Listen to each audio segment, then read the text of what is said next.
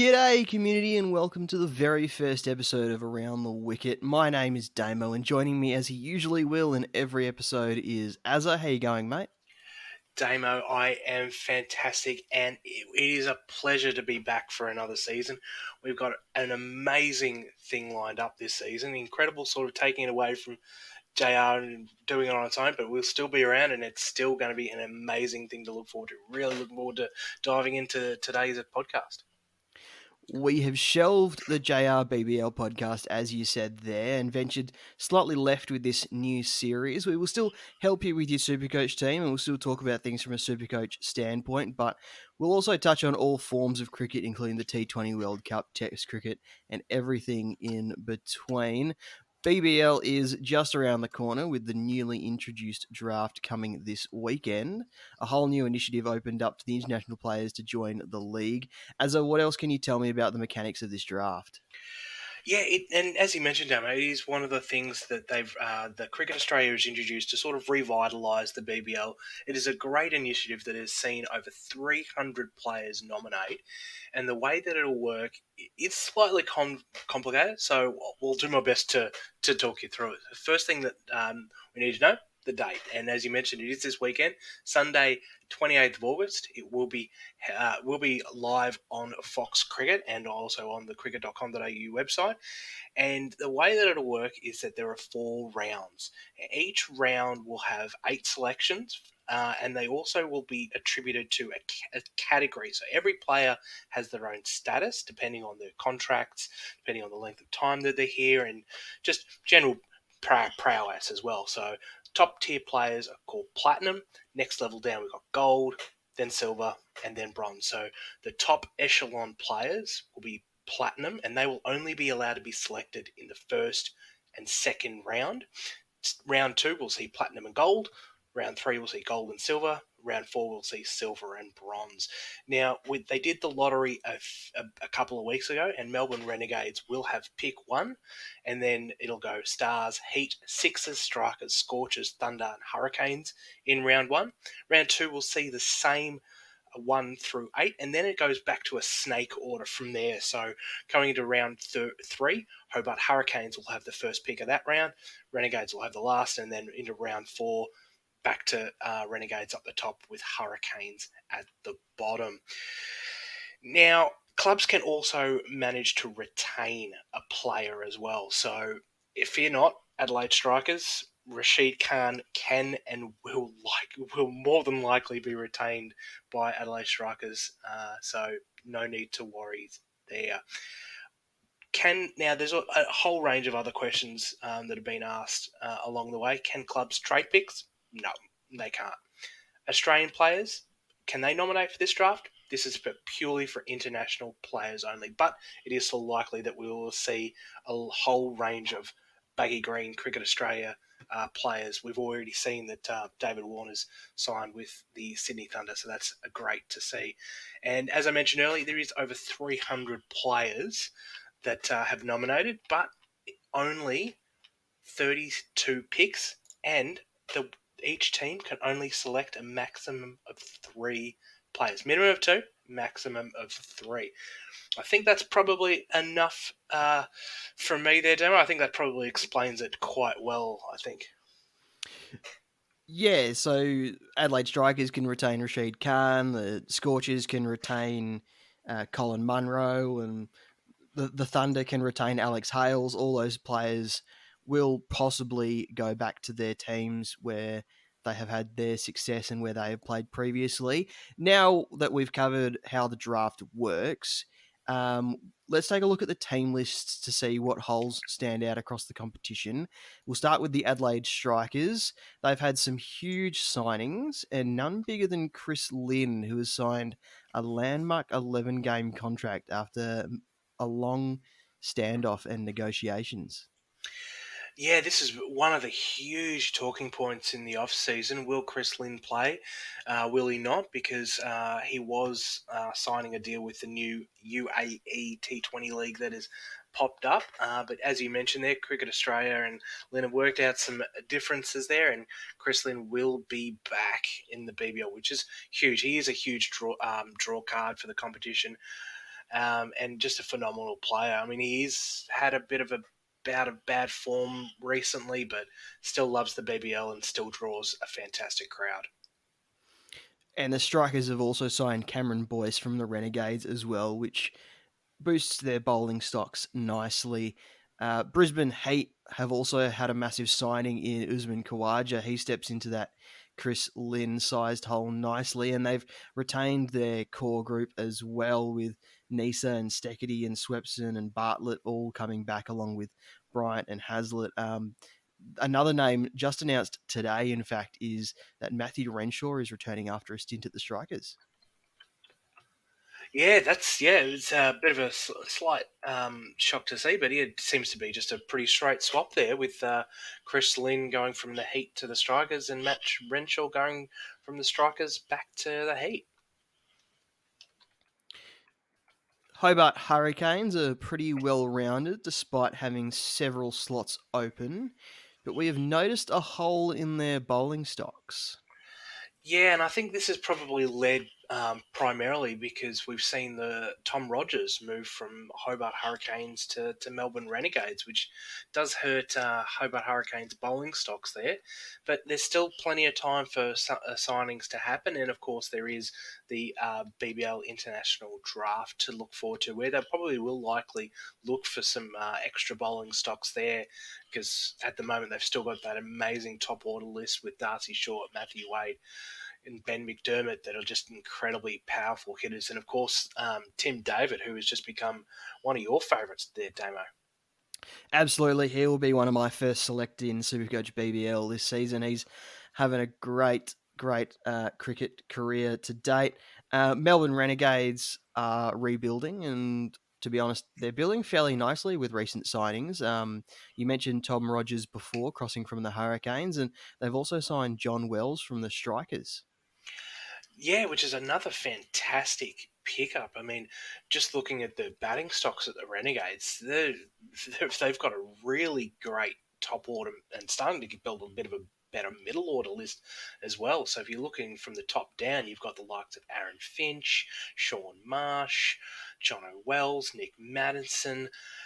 It's a great top five, and then when you add in some of the younger players that have started to develop quite nicely, in Mackenzie Harvey, who's just been dominating up in the top end T20 system, and then Jake Fraser McGurk, who is just an absolute X factor. It's slowly getting there, and I just really cannot wait to see what they also do with this international draft, because with pick one, he will be definitely taking that best player in the draft, and that'll just improve that list again phenomenally. Crosstown, the Melbourne Stars have pretty much the same list that they had in BBL 11, with Glenn Maxwell, Marcus Stoinis, Adam Zampa all returning, Hilton Cartwright still there. They're pretty much just waiting to nail down their international signings. Yeah, that seems so. I mean, as you mentioned there, the list is pretty identical and pretty well near complete. Just those international signings to come. Yeah, they will be hoping for some big names, and they can probably also look to retain some of those players that they've had in previous seasons. You know, none bigger than say Quay Ahmed and of course Andrew Russell. Perth Scorchers haven't released their team list, but you can gather from their social media presence that at least 4 players are on the team at the very least. AJ Ty represented the team in Victoria for the launch of the draft. Mitch Marsh and Aaron Hardy represented the team when a piece of artwork was revealed in the Perth City commemorating their BBL 11 championship. And Ashton Turner is still featuring as the Scorchers captain in radio interviews. So there's at least 4 players there for the Scorchers. We think their list is pretty much identical to last season, and just waiting for the internationals to be confirmed through the draft. But until we know, we don't generally know. No, that's exactly right. But look, being an authority on all things in the West, there, Damo, who would you really like to see as part of that Perth Scorchers lineup? Is there anybody maybe even outside that's available from a different side that you'd like to see as a late signing? To be honest, most of the names that I would have loved them to have a look at have already been snapped up by other clubs. So I think they'll just stay local and and just back in the list that they've got. Fair enough. And then as we head into New South Wales, looking at the Sixers and the Thunder, there hasn't been too many changes, but I mean the biggest signing of all was Sydney Thunder's David Warner throughout the last week, which is just going to be an absolutely huge boost for the BBL to have him, but for the Thunder as well at that top order. Yeah, absolutely. He's a massive coup for the Thunder. Like you said, the Sixers and the Thunder are fairly untouched from last season, aside from their imports needing to be secured. But David Warner is going to be a huge draw card for the Sydney Thunder when he lines up for them. And of course, we should mention Curtis Patterson did join the Sydney Sixers, coming over from Perth as well too, which just adds another level of depth for the Sixers in just an incredibly great squad that they keep putting together every season. Yeah, absolutely. And he was in and out of that 11, so he probably gets a little bit more job security signing at the Sixers for BBL 12. Now, we have simulated a couple of rounds in the BBL draft just to try and predict how it will pan out. Uh, should we run through what we think will happen in the first few rounds? I think for the listener's sake, that would be a very wise thing to do. So the way that we've structured this mini Phantom draft is that we've split it up across the 8 teams. So Damo will have the Melbourne Stars. He also has Sydney Sixers, Perth Scorchers, and Hobart Hurricanes, who are picked 2, 4, 6, and 8 respectively. And then I've got the Renegades, Heat, the Strikers, and the Thunder at 1, 3, 5, and 7. Now that pick order is probably likely going to go out the window there, Damo, with a lot of retained picks, wouldn't you say? Yes, absolutely. And speaking of retained picks, did you want to kick us off with pick one? Look, I will indeed, and there's been some speculation throughout the week in where the Renegades will go, and having some talks within the club, and hearing from the general manager throughout the week. The Renegades with pick one will be fairly straightforward and simple, and they will take the best player in the draft. And there is probably, arguably, no better player than Rashid Khan. So Renegades will bid on Rashid Khan, knowing that the Strikers can match. Now, got the Strikers as well, and of course, as I mentioned earlier, the Strikers 100% guaranteed, retained. Thank you very much. So, who do the Renegades take now? That's pretty much expected that the Strikers will retain Rashid Khan wherever he is bid on. So, who do the Renegades pick up now? Now, I've thought a lot about this because it is probably a toss up between 3 picks: Liam Livingston, Trent Bolt, and Faf du Plessis. All incredible players in their own right.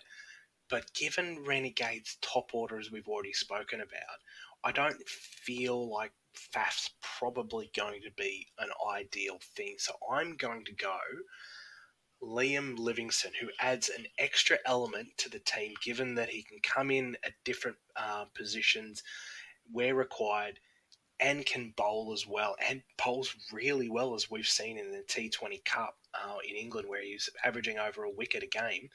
And in his last few outings, has been hitting consistent scores of over 40. So for pick two, Liam Livingston.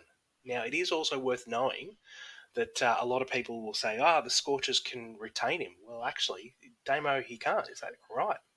No, they can't because he didn't play last season. He couldn't. He couldn't find a hole in his schedule to go and play the BBL for last season, so he cannot be retained. Only players that played in the previous season can be retained, unfortunately. So next up, you have got Melbourne Stars. Who are they taking, Damo? They're taking Faf du Plessis. They love players that can start at the top of the order. They love to have someone opening with Marcus Stoinis that can really draw a crowd, and I think Faf du Plessis is that player.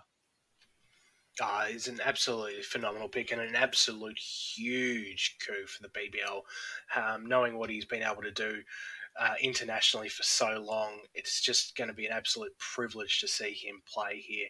And he's been backing up some of those performances as well in other domestic competitions overseas in the IPL and the 100, where he's been absolutely dominating with 56 off 35 balls just a couple of weeks ago in the 100.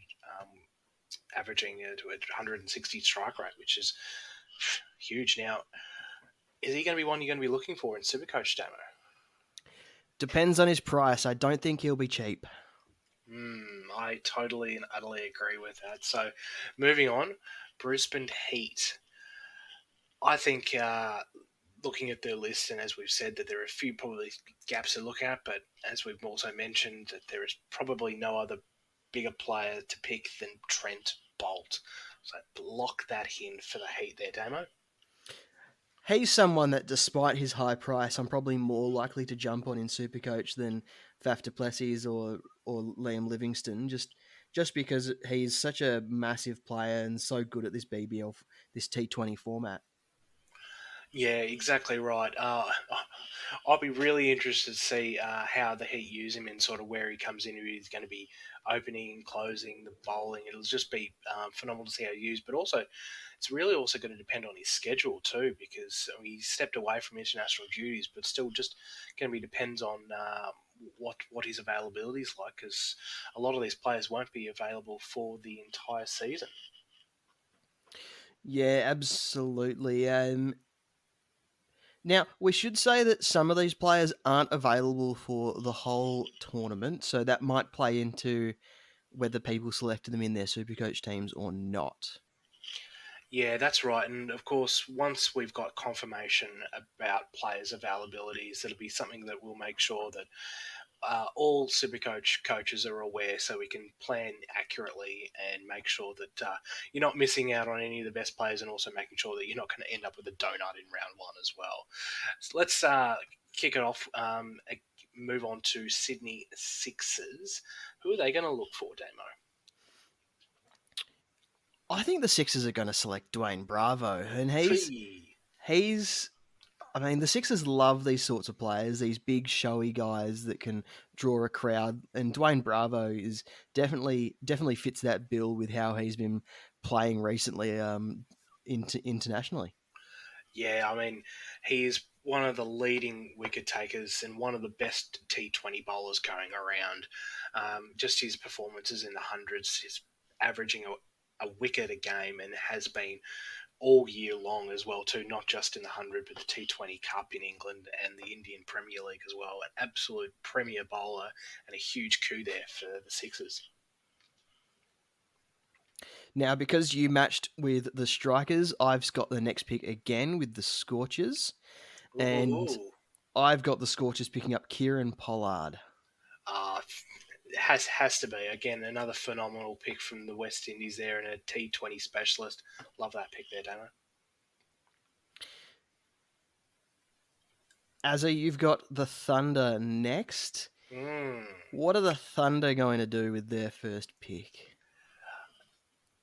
There's going to be a few teams out there that are going to probably likely take a no fuss scenario. They're not going to want to go a bit showboaty, trying to sort of make sure people bid and get retained picks out of the way. So I think the Thunder are going to be likely one of those teams where they're just going to identify the players that they want early, no fuss, no mess, and one of them is going to be Sam Billings, who has been with the Thunder for quite a while now, and is still one of the premier T20 players going around. Thunder, lock him in. They know what they're getting with Sam Billings, and they definitely do need a wicket keeper on their list for the BBL 12, and I think Sam Billings perfectly fits them as well. The next pick is the Hurricanes. The Hurricanes are going to be a bit cheeky now, Oh, here we go. and they're going to bid on Chris Jordan. Chris Jordan, absolutely great pick there. Again, another fantastic sort of all rounder and a great stroke bowler. with some incredible performances, especially recently in the T20 Cup over in England, where he's in his best game. Hit 73 off 35 balls, and believe it or not, took 3 for 38 to back it up. It was an incredible performance, and that is a great pick there. Now, Sixers can retain him, or can they not? Because it's at the end of the round, Damo. Unclear, but we don't think the Sixers, after using a pick earlier in the round, can retain Chris Jordan. So the Hurricanes have walked away with this one here. I reckon it seems so, because as you mentioned, we're not entirely 100% sure how it sort of works with retaining towards the back end of a round. We believe that should the Hurricanes come in late with someone like Chris Jordan, that the Sixers can't. So that is an excellent coup there for the Hurricanes. I really like that pick there, Damo.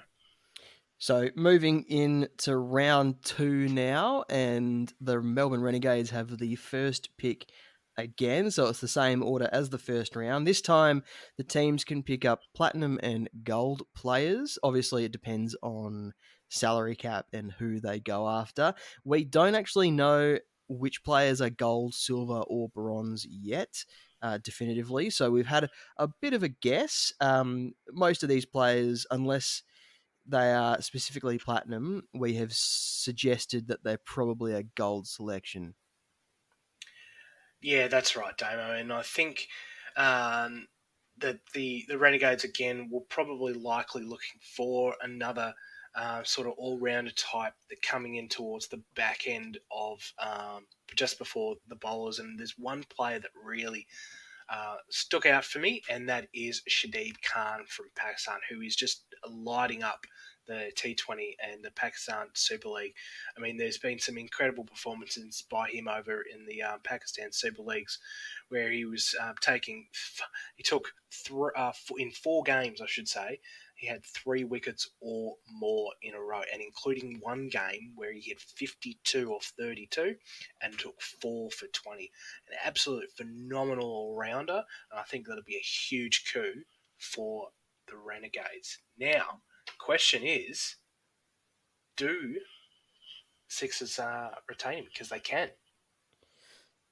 No, I don't think the Sixers do retain him. I think after seeing what that the Hurricanes did with Chris Jordan, seeing what the Hurricanes did with Chris Jordan in the previous round, I think they're going to let that one go and Wow, hold on to their another pick for one. a little bit little bit longer.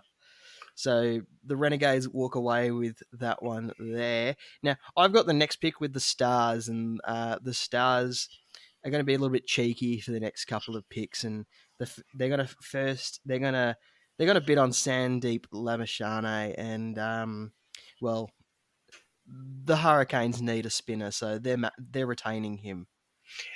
And Hurricanes absolutely love him as a player too. He's one of the fan favourites. They would not want to let that go through to the keeper. So I agree there, Damo. That is a pick that the Hurricanes will retain. The Stars again are going to Again, bid on Tom Curran, and the Sixers are going to retain Tom Curran. yeah, there's no way that, again, you would let someone of that quality go through. So I agree with that, Damo. Sixers to retain Tom Curran. So that leaves the Stars again, and this time there's no bidding going on. They're just going to take Jason Roy. And again, another fantastic pick there. Will add a huge compliment to their side, and is one of England's best T20 players going around. And has got some BBL experience too there, Damo. So he knows what to do and where to come in, and will be an absolute firecracker for the Stars. Yeah, absolutely. And another player that unfortunately the Scorchers cannot match because he did not play in the previous season. The Heat are up next. Azza, who are they taking? Yeah, like looking again when we spoke about it earlier, with looking a little over the team list, something that's stuck out for me was probably a spinner, and there's really no bigger spinner that the Heat love more than Mujeeb Rahman. So, if I would likely think that the Heat will look to just snap him up again, try to get around not having to worry about retaining him, just pick up Mujeeb, lock that in. The Strikers have the next pick. Mujibi Rahman, a great pick for the Heat, by the way. Strikers have the next pick.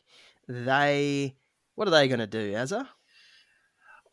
Look, I reckon that there's a few players that have slipped through, and there's probably one that really has stuck out to me a bit on that list that has slid a bit, and that is Colin Munro. But given that he did play for the Scorchers last season, there is a chance to retain him. So, is Munro someone that the Scorchers will retain, Damo? I definitely think so. So yeah, the Scorchers will match that and retain Colin Munro, and the Strikers will go again. Yeah, and there's probably no better player in form at the moment than Riley Russo from South Africa. I think he will be an absolutely fantastic player for the Strikers. And just looking at some stats from his last few months are just absolutely incredible. Going back to the 2020 Cup in England, there was top score of 93 off an unbelievable 36 balls with 8 fours and 7 sixes. Just one of the best performances that we've seen on a T20 game for some time.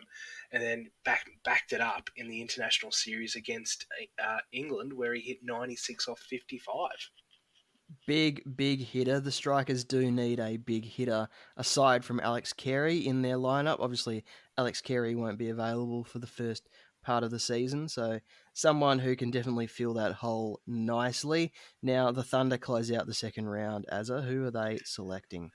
Again, uh, as we mentioned earlier, they'll probably be one of the no fuss teams, and they'll look to select and lock in another previous player that has done an immense great work for them, and that is Alex Hales. So that's the first two rounds. We won't do the other two rounds, but you would assume that the likes of Case Ahmed, James Vince, even the likes of Joe Clark, Laurie Evans, maybe even George Garton get a good look at from the teams that can retain them. I mean, as we mentioned, there are over 300 players that are available. Unfortunately, there are going to be a lot that will miss out. But of those 300 players there, Damon, I know you've just mentioned a couple there. If you could pick one player that we haven't mentioned, even maybe a bit of a roughie, who would you like to see the Scorchers pick up? You've got me standing on my head here, mate. This is going to come a little bit out of left field here. I actually wouldn't mind them looking at someone like a Phil Salt to partner at the top of the order with Colin Munro. Yeah, that's a great one. I mean, and given he wasn't in the BBL last season, he can't be retained by the Strikers, so available for any club. That's a great little selection there, Damo. Yeah, I mean, I feel like the Scorchers have a great top order, but if they could have those two guys at the top and push everyone down one order, that means they bat a little bit deeper and can possibly move further into bigger scores rather than having to rely on their bowling to silence the other team. Mm. All right. Well, I don't think it's probably a little unfair unless you to ask me that same question, Damo, putting you on the spot a little bit.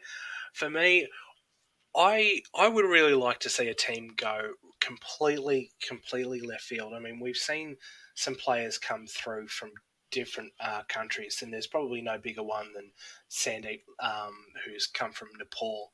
Similarly, I would love to see a team take a chance on Bilal Khan from Oman.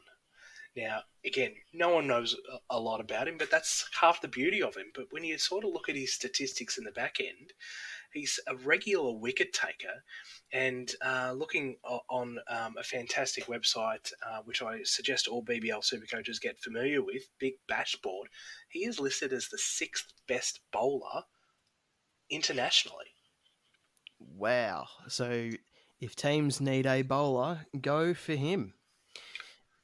Another player that I think teams will have a good look at. He can't be retained. Is Carlos Brathwaite. Oh yes, of course. There's so many good names coming that have been nominated from the West Indies, and he is an absolute superstar and has been for some time. I mean, there are a lot of other names that are coming over from the West Indies: Ravi Rampal, Oshwain Thomas, but Carlos Braithwaite is going to be one that a team should look at. I reckon that is a great little find there, Damo. All right, well, moving on now. Other T20 competitions, domestically and internationally, are giving us a taste of what to expect when these players line up in the BBL. And Kane Richardson is having a ripper tournament representing the Phoenix in the 100 competition with a 3 for 22 against the Invincibles, a 2 for 15 against the Fire, and a 3 for 19 against the Brave, just to highlight some of his performances. He'll be priced at a 65.2 average for Supercoach BBL this coming season, but if these performances are anything to go by, he'll be worth the price. Oh, 100% there, Damo, and we know and you know what you're getting for him as well too. You just mentioned some of your stats there for the 100, but just going back to last season's BBL as well too, he was close enough to averaging 2 wickets a game, with his best performance coming against the Stars, where he had 3 for 24. But he's a regular wicket taker. You know what you're getting for him.